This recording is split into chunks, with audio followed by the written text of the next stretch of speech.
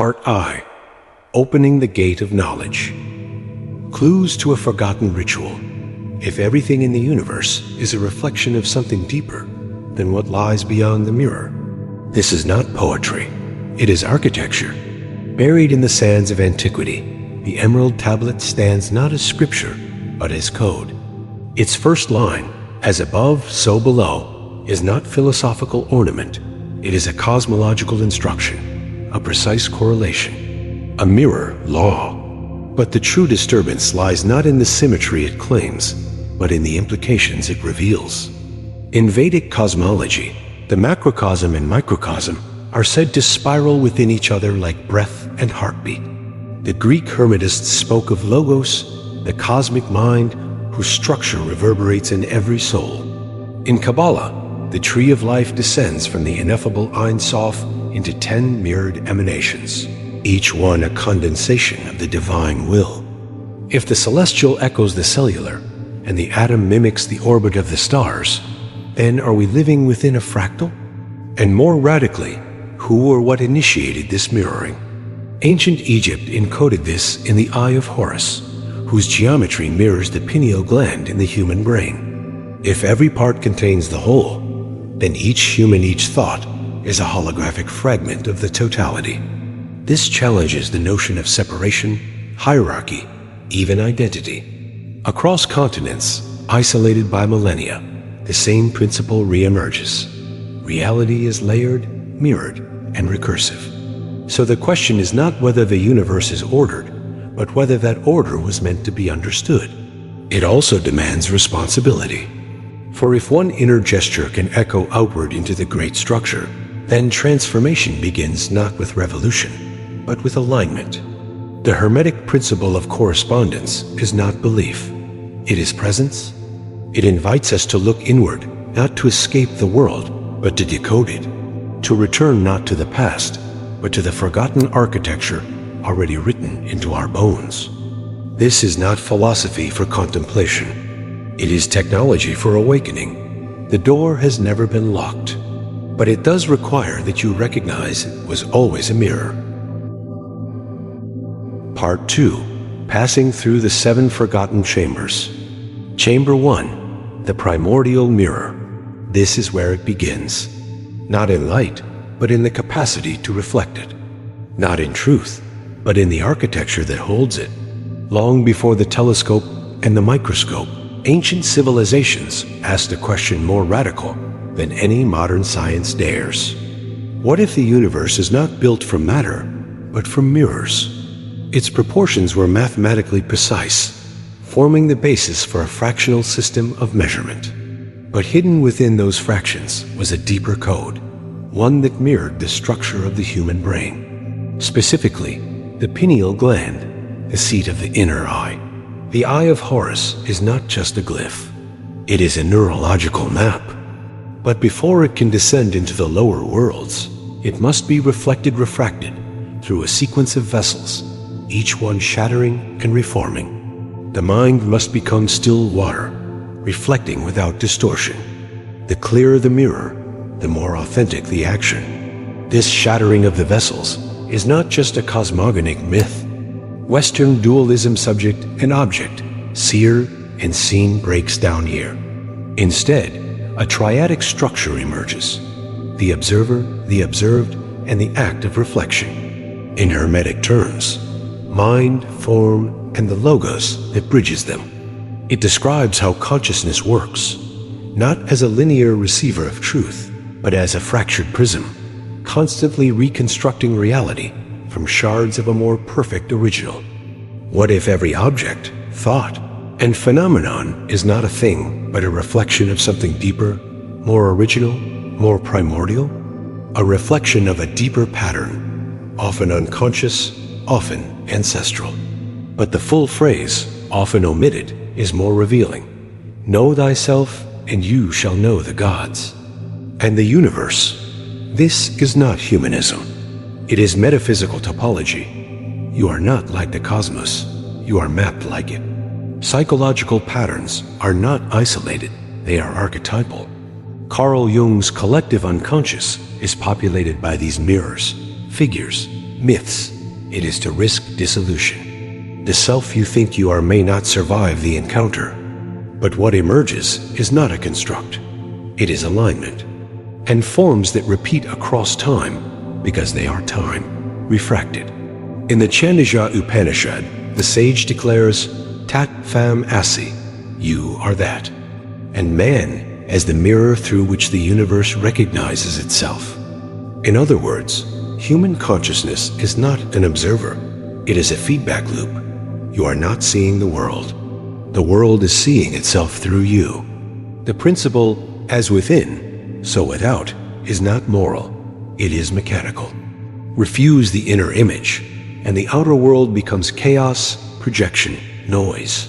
That is, the essence of the cosmos resides within you, mirrored not just spiritually, but structurally. The microcosm is not similar to the macrocosm. It is the macrocosm in compression, not to worship idols, but to confront the self. The mirrored surface was the threshold, a passage not through space, but through perception. The eye of Horus in ancient Egypt was not merely a symbol of protection or divine sight. In Hindu cosmology, the Atman, the true self, is said to reflect the Brahman, the universal absolute. This is not metaphorical. Greek Hermeticism takes this further. The Poimandres, one of the earliest Hermetic texts, presents the divine mind creating all things through thought. This inversion is more than poetic. It is mechanical.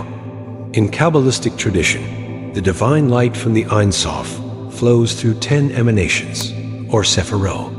Even in Taoist metaphysics, the concept of the wu-wei effortless action requires one to mirror the Tao. Across cultures, the metaphor persists. Truth is not captured, it is mirrored. But the mirror is not passive. It shapes what it reflects. Here lies the paradox.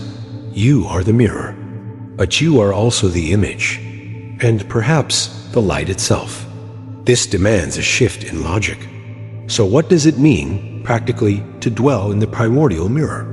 It means that identity is recursive. Every belief you hold, every perception you carry, is not an endpoint but a surface. And so, the mirror becomes the first initiatory chamber. You cannot enter the deeper architecture until you face what you reflect. This is why the first temples were built with polished black stone. In the temple of Apollo at Delphi, above the entrance were inscribed 2 words, Know thyself. The mirror is also the danger, because if you refuse to see, if you distort or avoid what is within, then the external world will reflect not truth, but illusion. To look into the primordial mirror is not to seek comfort. You do not become something new. You remember what was already true. And so, the question returns. If every mirror reflects reality, what reflects the mirror? Perhaps it is not a what, but a who. And perhaps that who has always been looking back. Chamber 2, the cyclic dance of matter and spirit. If spirit gives rise to matter, and matter reshapes the spirit, then where does causality begin? You are not standing on solid ground. You are floating in a loop. From breath to thought, from seed to death, everything you experience obeys a rhythm deeper than time, circular architecture that spirals through the visible and the invisible.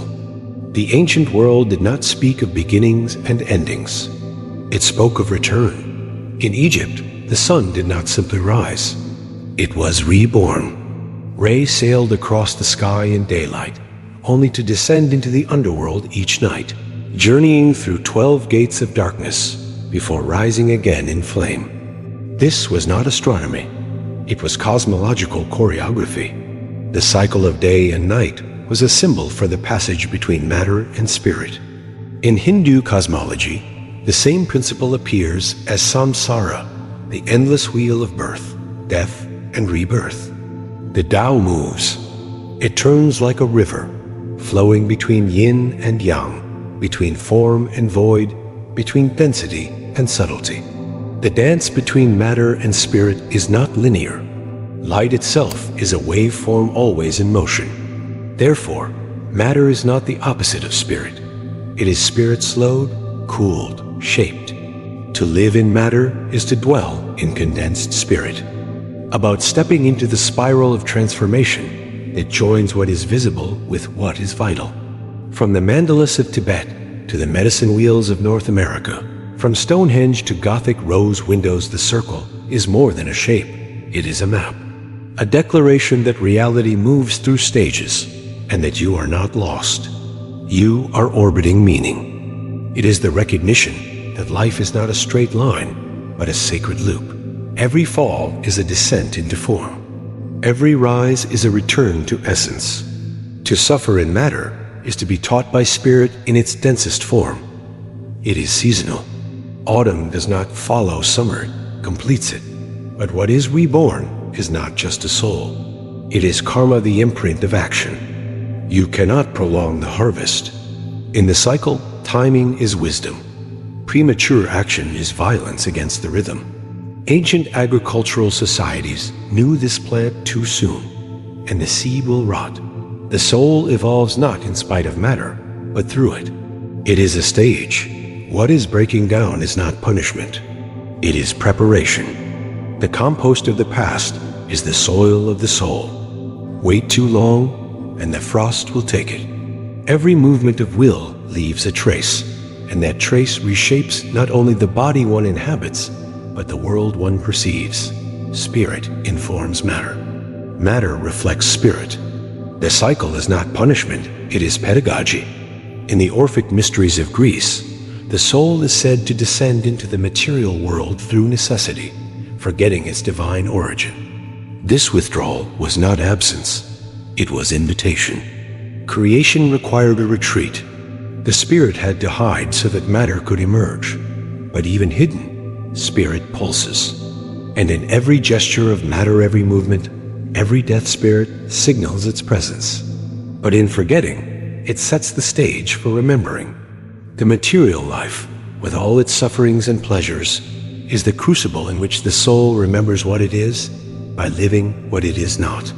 The illness that humbles you, the heartbreak that fractures you, the clarity that dawns at your lowest, these are not intrusions. They are initiations. The body is not a prison. It is a mnemonic device. Even in Taoism, where non-action and yielding are praised, the doctrine is not static. So why do we fear this motion? Because modern thinking clings to permanence, to the fantasy that anything can be fixed bodies, identities, beliefs. But in reality, nothing is static. Even atoms pulse. Even mountains erode. What appears solid is only a snapshot of a deeper flux. Paracelsus, the Renaissance alchemist, wrote that matter is frozen light. This brings us to the second chamber. Not the mirror, but the cycle.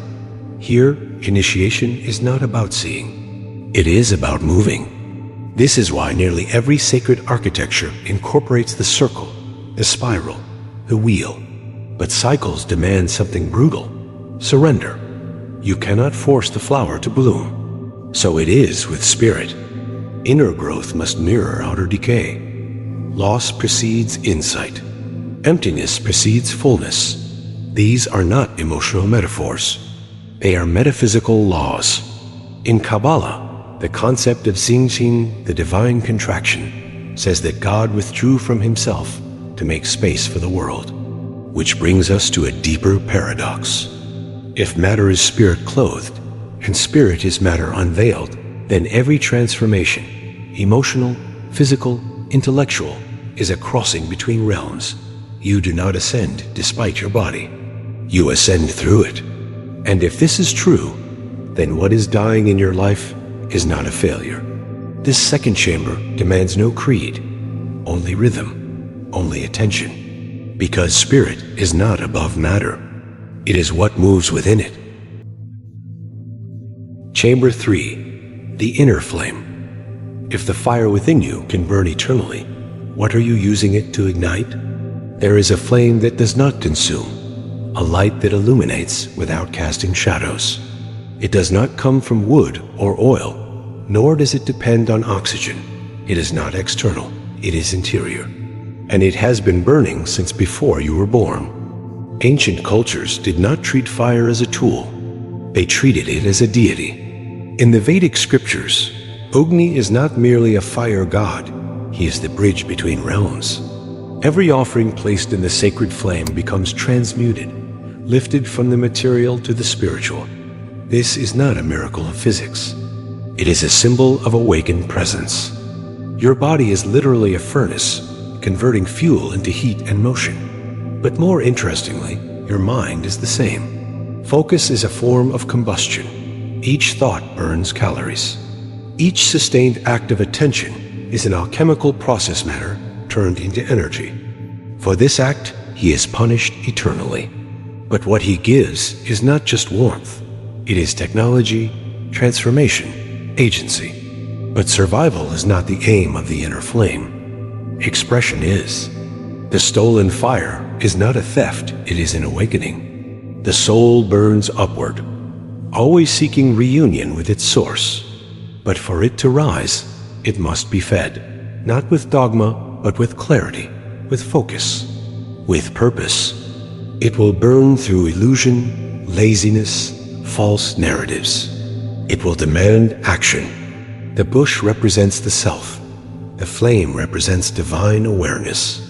Or will you use it to forge a new way of seeing, a new way of being? You are asked to kindle, to breathe, to choose. Every distraction you resist, every truth you speak, every alignment you choose adds to its brilliance. The tragedy is not the absence of fire, but the failure to tend it properly.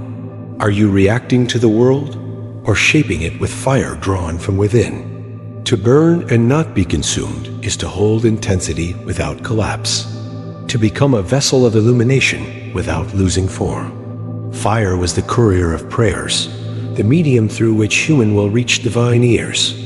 But this chamber does not speak of physical fire. It speaks of a metaphysical one, the flame that resides within consciousness itself. That inner fire is intention, focus, and desire condensed into a radiant force. In Hermetic texts, particularly in the Corpus Hermeticum, the soul is said to be ignited by the divine mind, set ablaze with awareness, will, and capacity. To remind the initiate, you are not here to watch life. You are here to ignite it. Without that fire, perception is blind, motion is aimless, and life becomes a procession of dull repetitions. In the book of Exodus, Moses encounters a bush that burns but is not consumed. Across cultures, this inner fire is tied to enlightenment. In Buddhism, it is the tamo, the inner heat, generated through meditation. In Christian mysticism, it is the divine spark placed within each soul. In Islamic Sufism, it is the I-Sishi, the burning love of the seeker for the beloved, which purifies and transforms. This flame is not optional. It is elemental. It exists in every human, though often smothered by distraction, dulled by conformity, or misdirected into obsession. Modern science echoes this symbol in the concept of metabolic energy. So why does this matter? Because the third chamber confronts you with a decision. Are you a passive ember or a conscious flame? In Greek mythology, Prometheus steals fire from the gods to give it to humanity. To enter this chamber is to reclaim what was once stolen from you, not by gods, but by systems, dogmas, and routines that taught you to dim your light to survive. In the Kabbalistic Zohar, it is written that the soul is a flame from the Lord, not created, but emanated. Every act of real will, every moment you say yes to something beyond impulse, is fuel for this flame. But fire is dangerous. It transforms whatever it touches. And the inner flame is no different. It will not allow you to remain unchanged. This is why ancient initiations often involved fire rituals, not for spectacle, but for memory.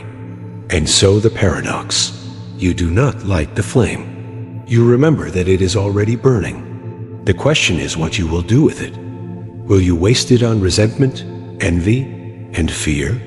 In this third chamber, you are not asked to understand, because there is a fire inside you that cannot be extinguished, but it can be forgotten. Chamber 4, the memory of deep water.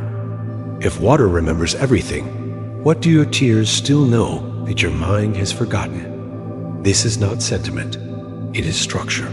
You are made of water roughly 70% by mass, but far more by influence. It is not simply what flows through your veins. It is what carries your memory, your emotion, your unspoken language. In every culture, water is not passive.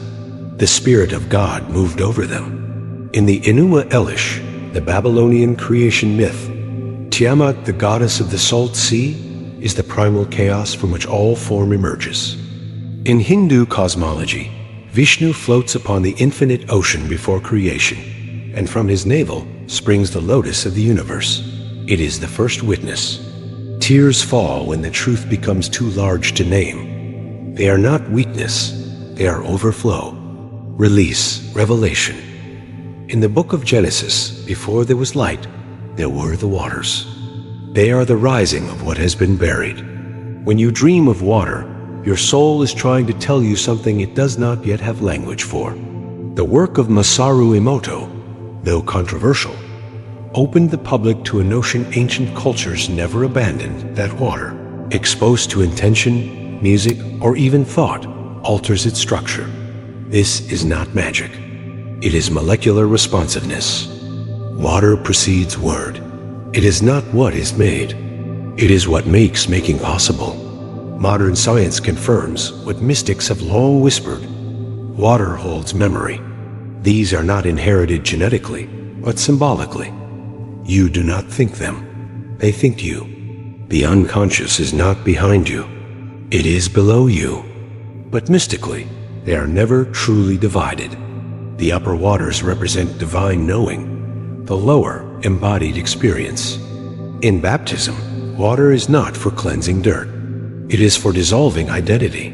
It says, "Let what was die, let what is deeper emerge." Jesus descends into the underworld. Orpheus enters the depths to retrieve Eurydice. And so it stores in symbols, in sensation, in flow. In Sumerian myth, Inanna travels through 7 gates into the darkness below. Descent is not regression, it is integration. Lao Tzu wrote, "Nothing in the world is as soft and yielding as water. Yet for dissolving the hard and inflexible, nothing can surpass it. By allowing silence to fill you as water fills a vessel. By letting go of shape, expectation, analysis. Water does not explain. It reveals. It rises in its own time, reaches where it must, and recedes not because it has ended, but because it has served its purpose. Water teaches not through force, but through endurance. Not by assertion, but by presence. To cry is to momentarily bridge the two, to allow divine feeling to flood the body and overflow through the eyes. But we need not rely on science to know this. Ask anyone who has wept in silence. The body knows what the intellect refuses to process. In Kabbalah, the upper waters and lower waters were separated during creation. In Taoism, water is revered not for its strength, but for its yielding. In dreams, floods are never just weather. This 4th chamber is not about observation. It is about immersion. To enter it is not to look at water, but to become it, to soften, to sink, to remember. But what is being remembered? In psychology, Carl Jung described the unconscious as a vast ocean of archetypes, primordial images, and narratives that shape our behaviors long before we are aware of them. Which is why every spiritual tradition speaks of going down to rise. Water is the medium of that descent. It is the archive of every fear, love, wound, and wonder that your conscious mind has no capacity to store. In the Eleusinian mysteries, participants would drink a sacred potion Kaikion believed to open the inner vision, to wash the soul of surface perception. So how do you enter this chamber? Not by thinking, by feeling. This chamber may flood you with old emotion, forgotten dreams, childhood echoes. It may not be comfortable, but it is necessary. Because what you repress does not die. It recirculates. And what you remember with the body, through breath, through tears, through stillness is never truly lost. It becomes sacred again. You do not have to understand your grief for it to be holy. You do not have to translate your tears. You only have to witness them. In this fourth chamber, healing is not a cure. It is a tide. And so the paradox. The most powerful truths cannot be held. They must be poured. Let the water carry what you cannot. It remembers. Chamber V, the fertile ground of will. If every seed contains the entire tree, what potential have you buried and called dead? Will is not a force. It is a soil. In this fifth chamber, we are no longer floating in the ether, nor diving in the subconscious tides.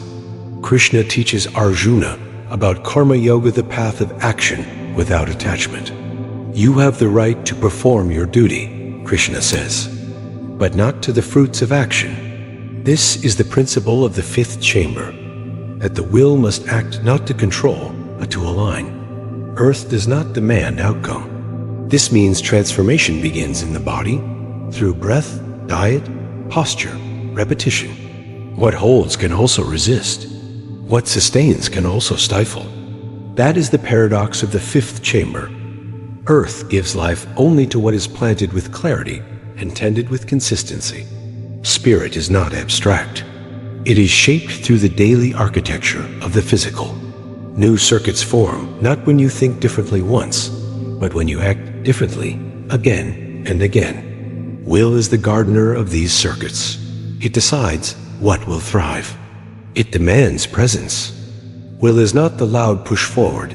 It is the quiet discipline beneath. You do not rise by force. You rise by rhythm. We have touched air, fire. Do one thing every day with care. The smallest gesture, repeated with sincerity, is sacred. Brushing your teeth, sweeping the floor, sitting in silence. These are not mundane acts.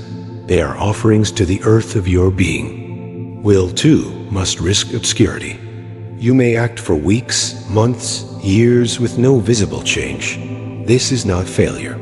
It is fermentation. The earth works slowly, but it works deeply.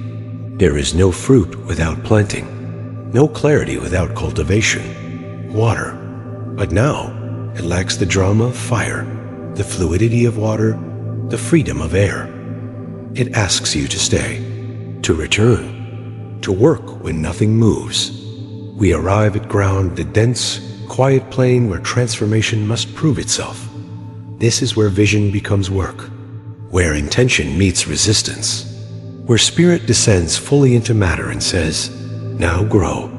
In ancient Egypt, the god Geb represented earth, not just as substance, but as potential. Geb was not static ground. He was generative terrain. It is cultivation. From his body sprang vegetation, stability, the order of seasons. He did not act. He held. He received the seeds of divine will and allowed time to do the rest. In the Bhagavad Gita, in Native American traditions, the sacredness of earth is not abstract. It is personal. The soil is ancestor. Your desires are not enough. The ziggurats of Mesopotamia, the step pyramids of Mesoamerica, the terraced temples of Angkor all rise not in leaps, but in layers. Each level is effort laid upon effort. The higher the ascent, the deeper the foundation must be. The earth demands grounding before elevation. If they do not take root, if they are not repeated, embodied, tested by time, they will not become. The universe does not respond to flashes of inspiration. It responds to seasons of dedication. Teacher womb, corn, tobacco. Beans each planted not just with hands, but with prayers.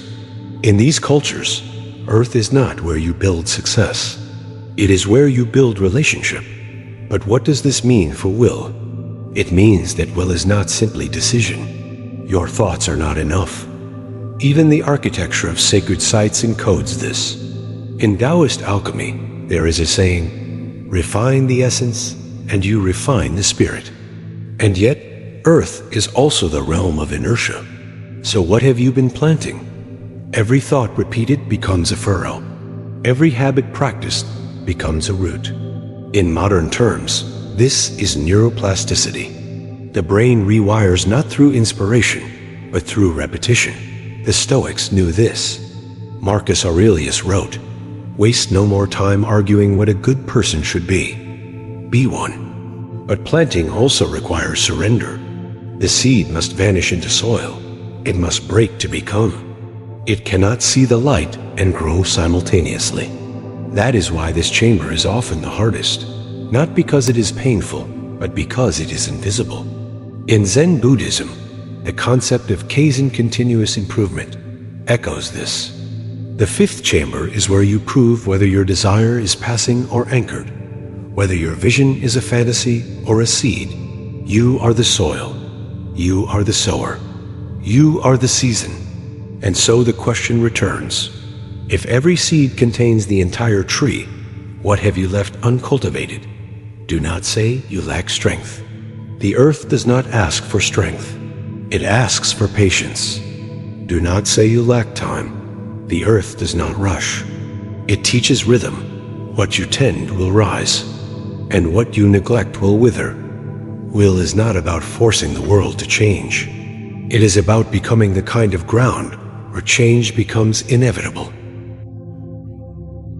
Chamber Vi, the reflection of the celestial realm. If the heavens are not above, but within, then what part of you moves the stars? The sixth chamber does not ask you to look up. It asks you to look through the veil of appearances, through the architecture of your mind, through the illusion that the cosmos is distant, cold, mechanical. This is the chamber of reflection, not in the sense of introspection, but of cosmic correspondence. What you perceive as out there has always been encoded in here. In the Hermetic tradition, the maxim as above, so below reaches its crescendo here. Not as metaphor, as mechanism. From ancient Egypt, the Dendra temple complex maps the stars not simply as astronomical data, but as divine anatomy. Each zodiac sign, each planetary force, corresponds to a region of the human body. They are living intelligences, greyas that bind and shape karmic tendencies. Your birth chart is not a prediction. It is a mirror, a map of your inner geometry, cast in the language of the heavens. Reality is holographic. Each part contains the whole. This is not poetry. It is physics. To know the stars is to know the body's currents. The celestial was not decorative, it was diagnostic. In Vedic astrology, or Jyotisha, planetary forces are not merely gravitational bodies. The more coherent your inner frequencies, the more precisely they mirror celestial patterns. The Sumerians built ziggurats, sacred mountains, not to reach God, but to mirror heaven on earth. But the journey is not only spatial, it is spiritual. Each heaven reveals not a location, but a principle. This proportion is not imposed, it emerges. The same force that curves the arc of a nebula shapes the helix of your DNA. The stars are not distant suns. They are stations of self-realization. The Fibonacci sequence is not an invention. It is an echo. Everywhere you look, the world is reflecting its source. Each level corresponded to a celestial sphere. Their understanding was not that heaven is far. It is layered, structured, reachable through symbolic ascent. The Kabbalistic tree of life also presents this structure. 10 spheres separate from the ineffable Keter to the manifest Malkuth. These are not merely emanations. They are coordinates of consciousness. Each one reflects a dimension of the divine and a layer of the soul. To ascend the tree is not to escape the world, but to realign with its true image. In Islamic cosmology, the Prophet Muhammad's night journey ascends through 7 heavens. If every part of the cosmos is a mirror, then you are both subject and reflection. Your life is not an accident of biology. It is a sacred geometry unfolding in time. And then, modern physics joins the choir. David Bohm, the quantum physicist, proposed the theory of the implicate order, that everything in the universe is enfolded within everything else. As music aligns to scale, as planets align in orbit, so too must your soul align with its original form. Which leads to the paradox of this chamber. If the universe is holographic, then you are not in the cosmos. The cosmos is in you. You are not a fragment looking out. You are a whole looking in. This reconfigures everything. Prayer is not sending a message. It is striking a chord. Meditation is not escape. It is resonance. In sacred geometry, the golden ratio appears not only in galaxies, but in seashells, in the spirals of your ear, in the architecture of Gothic cathedrals. And yet, we often walk through life as if disconnected, cut off from origin, from design, from purpose. The sixth chamber challenges this delusion. It says, look again. The symmetry in nature is not aesthetic. It is instructive. Fractals are not coincidence. They are memory, including you. The implications are enormous. So what now? You align. You become a living ritual. This does not mean memorizing star charts or learning complex glyphs. It means tuning your thoughts, your actions, your rhythms to the higher order already present. This is what the ancient temples were, for not worship, but recalibration. To walk through a properly designed temple was to walk through a symbolic sky. Columns as planetary forces, altars as hearts of stars.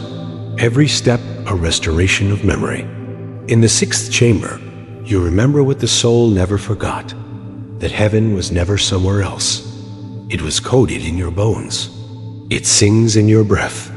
And in this breath, now the entire cosmos listens. Chamber V, the echo of idea. If every word you speak becomes a structure in the unseen, how many temples have you built or destroyed without knowing? This final chamber is not made of matter. It is made of resonance. It is not the realm of fire, nor water, nor even the stars. It is the domain of Logos, the primordial idea, the vibrational code from which all form descends. In the ancient world, ideas were not abstractions. They were forces. They were seeds of causality, containers of destiny. Every utterance was a creation, every thought a construction. In the beginning was not light. He spoke the universe into order. His words were not description. They were architecture. He named the parts of reality into being. In the Rig Veda, she declares, I move among the gods. I hold them. I create them. Speech is not a function. It is a fountain. In the Hermetic texts, Thoth becomes Hermes Trismegistus, the thrice great, the master of language, magic, and mind. In the beginning was the Word. In the Gospel of John, the phrase is direct. He wrote that thought and speech are part of an undivided wholeness. The words we use do not just describe reality. They steer it. The Sefer Yetzirah states that God created reality with 3 books, text, number, and speech. The alphabet is not a convenience. It is a metaphysical engine. What you say matters. What you think matters. It becomes biology. It becomes condition. It becomes world. And unavoidable. In the beginning was the Word, and the Word was with God, and the Word was God. The Greek term used is logos, a word that means far more than speech. It means structure, ratio, intelligibility. Logos is not just spoken. It is encoded. It is the pattern behind the pattern. In Egyptian cosmology, the god Thoth did not merely write. In Hinduism, Vak is the goddess of speech, and she is not a tool of humans. She is the origin of creation. In Kabbalah, the world is formed by the 22 letters of the Hebrew alphabet, each one a vessel of light. Or do you inhabit the syntax of emergence, of truth, of becoming? In the Gnostic scriptures, especially those found at Nag Hammadi, reality itself is described as a cascade of thought forms, descending from the pleroma, the fullness of divine mind, into increasingly dense layers of manifestation. Matter is not separate from thought. It is thought condensed. And yet, modern life treats thought as internal, speech as casual, language as disposable. This is a mistake of colossal scale. Why names of God are chanted, not thought. Sound carries frequency. Frequency carries code. Code carries form. Quantum physicist David Bohm proposed that language shapes not only perception, but possibility. In Hebrew prayer, each name of the divine unlocks a different aspect of reality. In Islamic dhikr, repetition of divine names polishes the heart, preparing it as a mirror for God. Neuroscience concurs. Repeated thoughts shape neural pathways. Repeated words alter gene expression through stress or coherence. You are asked to notice how often you say what you do not mean, affirm what you do not want, and reinforce what you wish to dissolve. So what does this mean, truly? It means that every belief you hold is an incantation. You become a tuning fork for the real. Every internal narrative you repeat is a ritual. Every sentence you speak is a spell one that either reinforces illusion or realigns you with the real. This seventh chamber is where you realize you have been casting spells since you could speak. And now you must ask, what kind? Not metaphorically, mechanically. What phrases govern your inner landscape? What tone dominates your mind? Do you live in the grammar of lack, fear, delay? This is not about positive thinking. It is about metaphysical accuracy. Your soul listens to your words, and the universe responds accordingly. This is why ancient rituals were spoken, why mantras are repeated. In Tibetan Buddhism, the mantra Om Mani Padme Hum is not translated. It is recited. Its syllables carry resonance that reorganizes the practitioner. In all these traditions, idea is not idle, it is active. It is fire without flame, wind without weight, water without wetness. It moves worlds without touching them. And so in this chamber, you are not asked to speak louder. You are asked to speak cleaner. The path forward is not silence. It is precision. To declare with clarity, to think with coherence, to feel with integrity. Because when thought, word, and will align, you do not need force, and the real begins to respond. So the final paradox, you have always been creating with your words. You simply forgot that you were the word. Part 3, the final gate, where darkness ascends. If light reveals the world, but darkness reveals the self, and what is more terrifying? Not seeing, or finally being seen. The journey does not end in light. It ends in what holds the light. This is the paradox of the final gate. We do not ascend into brilliance, but descend into origin. Not upward, but inward. Not toward clarity, but toward the unlit source where all clarity is born. Darkness, in modern imagination, is feared. It is made synonymous with ignorance, evil, absence. But in sacred traditions, darkness is not the enemy of light. It is its womb. In Egyptian cosmology, the goddess nut stretches across the sky, her body the dark vault through which Rhea journeys each night. The underworld is not a punishment, it is a passage. This contraction Zimzum created a void, a sacred emptiness where the world could unfold. Darkness is not the absence of God. It is the space where God allows something else to become. Re does not die. He is renewed through darkness. In Kabbalah, before creation could emerge, the divine had to withdraw into itself. Darkness here is not lack, but depth beyond naming. It is not chaos. It is the unspeakable coherence beneath appearances. No form, no step to climb. It is the space where symbol dissolves, where language collapses, where self unravels into source. If you do not, what you do not bring forth will destroy you. Darkness is not the threat. Denial of it is. It is a seething sea of potential, unmeasured, unseen, yet from it all particles emerge. The source is not bright. It is veiled. The Tao Te Ching begins with mystery. The Tao that can be spoken is not the eternal Tao. To release the maps and methods that guided you. because what lies beyond is not comprehended. It is entered. Even in quantum physics, the field, the 0 point, is not filled with light. So what happens when you stand before this gate? You no longer seek to know more. You are asked to unknow, to surrender the need for control. This final chamber has no symbol, and yet it is not annihilation. It is return. In the Gospel of Thomas, Jesus says, "If you bring forth what is within you, what you bring forth will save you." You are not asked to banish the dark. You are asked to hold it, to sit with it, to remember, before the Word, before the flame, before the water, there was this, and it has been waiting.